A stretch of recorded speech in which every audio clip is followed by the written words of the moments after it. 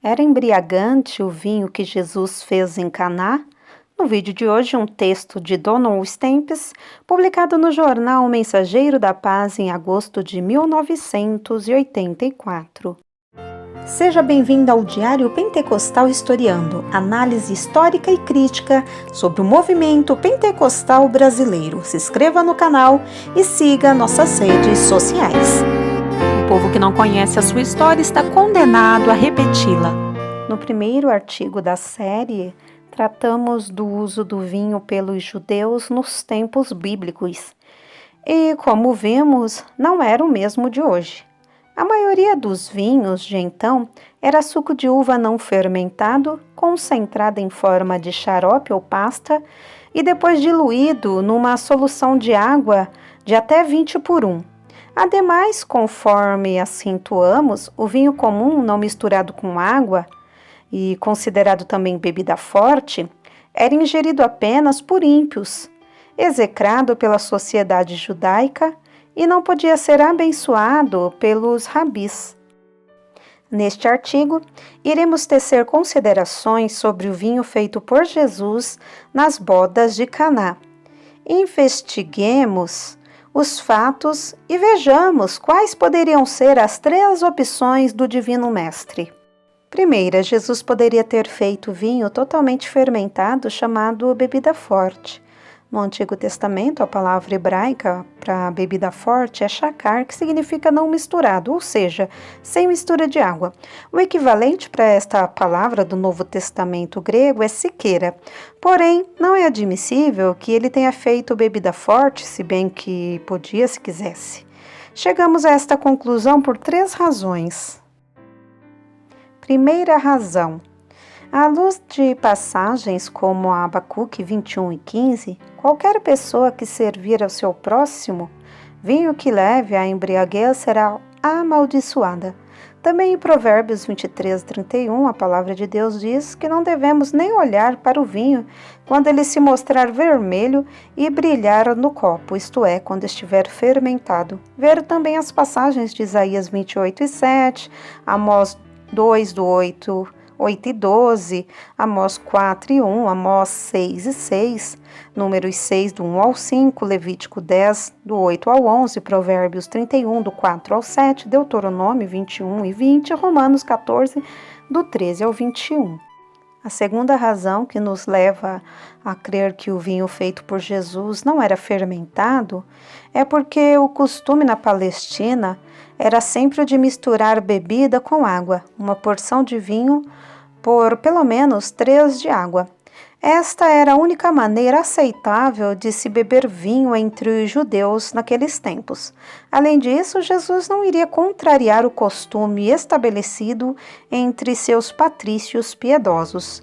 Também ele não iria realizar um milagre para deixar uma multidão embriagada numa festa de casamento.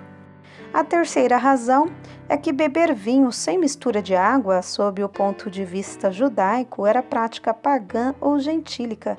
Até o vinho misturado meio a meio era considerado bebida forte e recusada pelo judeu temente a Deus. Por sua vez, os rabis ensinavam que qualquer alimento, para ser comido ou bebido, devia ser abençoado, caso contrário, traria dano para quem o comesse ou bebesse.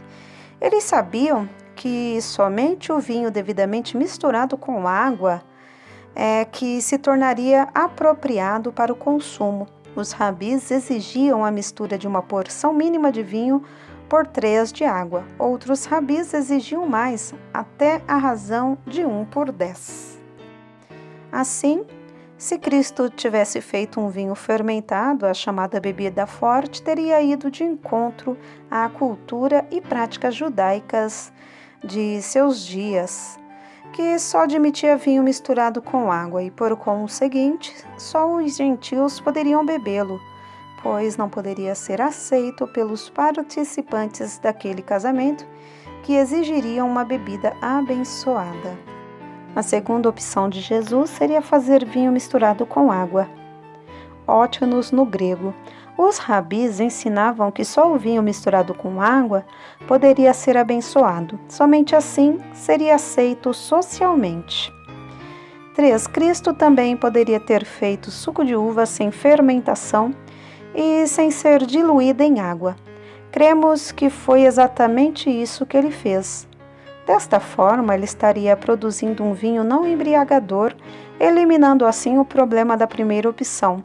Produzindo suco de uva, estava apresentando algo puro, não fermentado e de melhor sabor do que qualquer vinho aguado.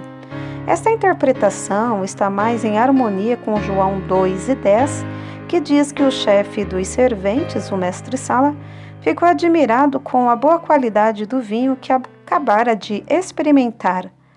Não nos devemos escandalizar com a menção da palavra vinho, pois o termo tem variantes no seu sentido entre os tempos bíblicos e os atuais, como acabamos de mostrar.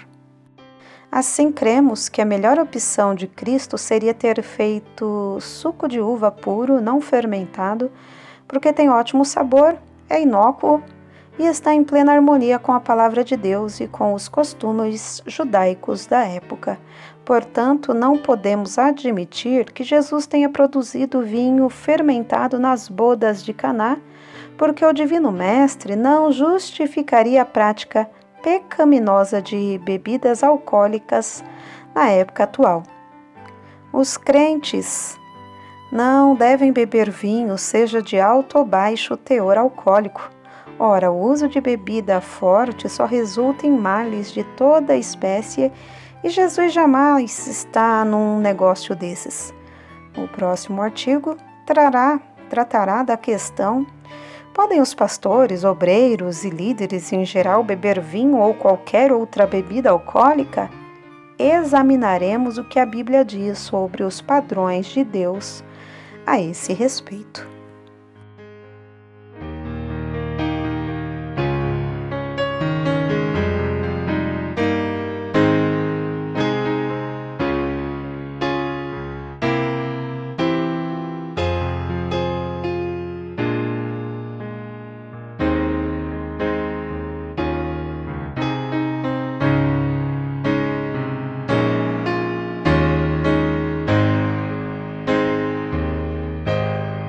Porque nada podemos contra a verdade, senão pela verdade. Segunda carta aos Coríntios 13:8. Se você gostou do conteúdo deste vídeo, se inscreva no canal, deixe o seu joinha, compartilhe e ative o sininho para receber do YouTube as notificações dos novos vídeos.